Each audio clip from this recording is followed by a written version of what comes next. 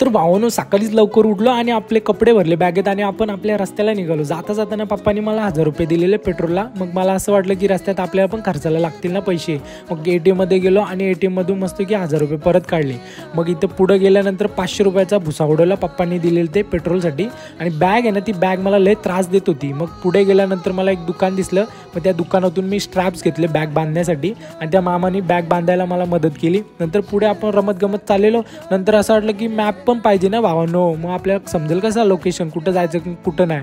मग परत तिथे मोबाईल होल्डर घेतला आणि तिथून फिट करून घेतला, मस्तपैकी भेटला.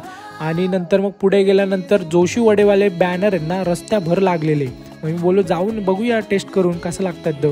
मग गेलो मस्त की 2 वडापाव खाल्ले, मस्त कडकडीत लागले. आणि नंतर मस्तपैकी रमत गमत आपली गाणी बोलत चाललो होतो. आणि ऊन लय जास्त लागत होतं भावांनो, खरं सांगतोय. मग गाडीला थोडा आराम देण्यासाठी मी थांबत चाललेलो आणि आपला मस्त की रील शूट करत पण